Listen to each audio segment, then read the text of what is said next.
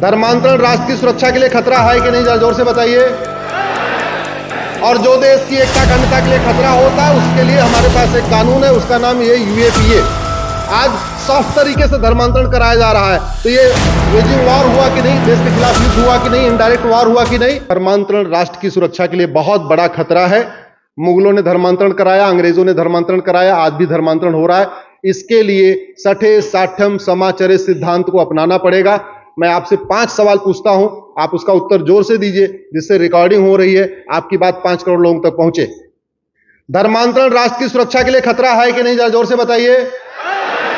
और राष्ट्र की सुरक्षा के लिए जो खतरा होता है उससे निपटने के लिए हमारे पास एक कानून है, उसका नाम है नेशनल सिक्योरिटी एक्ट।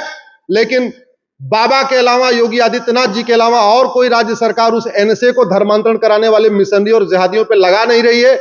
जिस दिन एनएसए लगना शुरू हो जाएगा, धर्मांतरण रुकना शुरू हो जाएगा।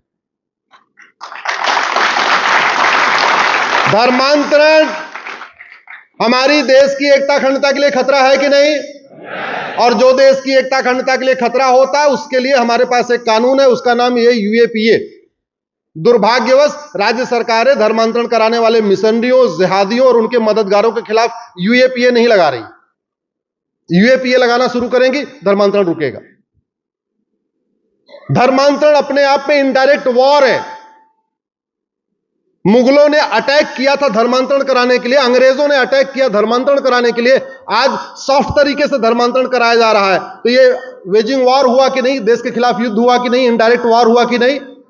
और जो इनडायरेक्ट वॉर होता है उससे निपटने के लिए हमारे पास एक कानून है, सेक्शन है, उसको 121 कहते हैं, जिसमें आजीवन कारावास कि नहीं, इनडायरेक्ट वॉर हुआ कि नहीं। और जो इनडायरेक्ट वॉर होता है उससे निपटने के लिए हमारे पास एक कानून है, सेक्शन है, उसको 121 कहते हैं, जिसमें आजीवन कारावास से फांसी की सजा है।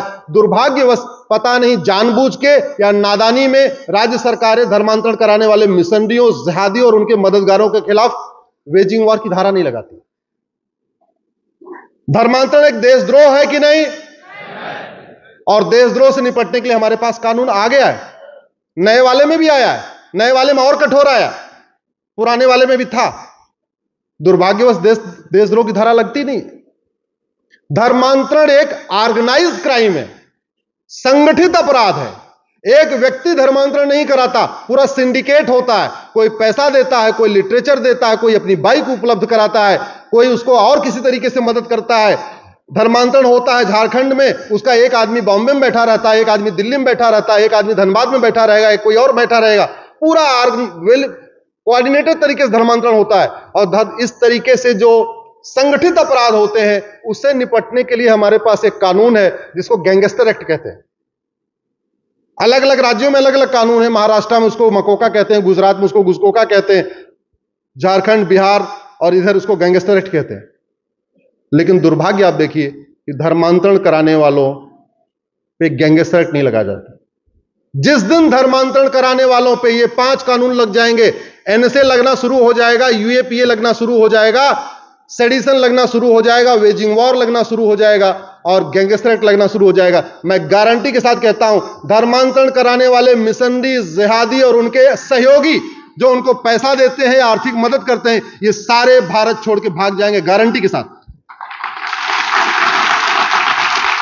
इसलिए मैं एकल अभियान से ये रिक्वेस्ट करता हूं, जब कभी धर्मांतरण की घटना हो, उनसे सीधे लड़ने की बजाय आप रिस्पेक्टिव एसपी को पकड़िए, एसपी से कहिए कि आप इसके खिलाफ एनएसए लगाओ, यूएपीए लगाओ, सेडिशन लगाओ, वेजिंग वॉर लगाओ, गैंगस्टर एक्ट लगाओ।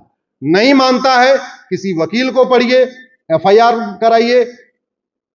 बहुत जरूरी हुआ मैं खुद संपर्क करूंगा, एसपी से बात करूंगा। हमारी पीआईएल पे सुप्रीम कोर्ट ने कह दिया है कि धर्मांतरण राष्ट्र की सुरक्षा के लिए खतरा है। वो ऑर्डर मैंने यूपी पुलिस को दिया है। उसके बाद से यूपी पुलिस जब जब धर्मांतरण होता है एनएसए लगाती है। एनएसए का मतलब 1 साल तक जमानती नहीं होगी।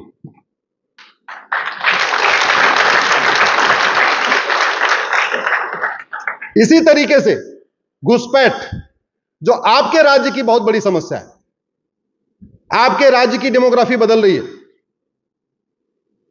इसका भी समाधान कानून। घुसपैठिए घूस दे के आते हैं, घूस दे के आधार बनवाते हैं, घूस दे के राशन कार्ड बनवाते हैं, घूस दे के ड्राइविंग लाइसेंस बनाते हैं, घूस दे के वोटर आईडी बनवाते हैं, सब कुछ घूस दे के कर लेते हैं। बाद में हमारे पास 3 डॉक्यूमेंट होता है, उनके पास 6 डॉक्यूमेंट हो जाता है। भ्रष्टाचार के कारण, घूसखोरी के कारण असम में एनआरसी हुई, फेल हो गई।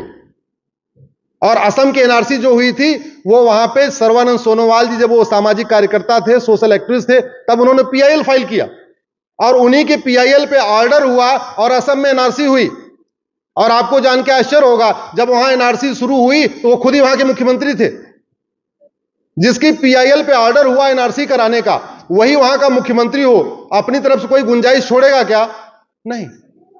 लेकिन उसके बाद भी असम में एनआरसी फेल हो गई। जानते कैसे?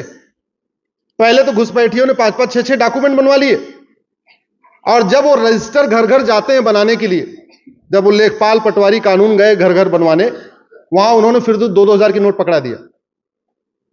और वो लेखपाल पटवारी कानून को इतने समझदार निकले कि दिन भर में जितने घुसपैठियों का नाम रजिस्टर में एंट्री करते थे, उतने असम वालों का नाम निकाल देते थे। क्यों? जिससे कि रजिस्टर बनने के बाद असम की जनसंख्या वहीं की वहीं रहे, बढ़े न, घटे न बढ़े। अगर वो ईमानदारी से करते तो असम की जनसंख्या बढ़ जाती 40-50 लाख। उन्होंने बड़ा दिमाग लगाया, दिन भर में मान लो 20 लोगों से पैसा लिया, 20 घुसपैठियों का नाम जोड़ा, तो 20 असम के लोगों का निकाल देते थे। जब रजिस्टर कंप्लीट हुआ तो पहले घुसपैठिए कह रहे थे ये एनआरसी रोको, एनआरसी रोको। जब रजिस्टर बन गया, असम के लोग बोलने लगे एनआरसी रोको, एनआरसी रोको। ये भ्रष्टाचार इतना खतरनाक है हमारे लिए। भ्रष्टाचार खत्म हो जाए ना, तो भारत की कम से कम जितनी आपको रूलिंग पार्टियां दिख रही हैं, इसमें एक ही बचेगी बस, बाकी सारी खत्म हो जाएंगी।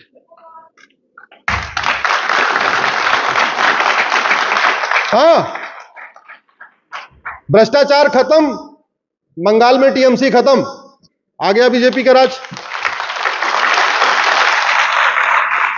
भ्रष्टाचार खत्म, झारखंड में शिबू सोरेन की पार्टी खत्म, आ गया बीजेपी का राज। भ्रष्टाचार खत्म, डीएमके खत्म, आ गया तमिलनाडु में बीजेपी का राज। भ्रष्टाचार खत्म, अब्दुल्ला महबूबा खत्म, आ गया कश्मीर में बीजेपी का राज। भ्रष्टाचार खत्म, यूपी में सपा बसपा खत्म, आ गया बीजेपी का राज। लेटेस्ट खबरों के लिए सब्सक्राइब करें हमारा यूट्यूब चैनल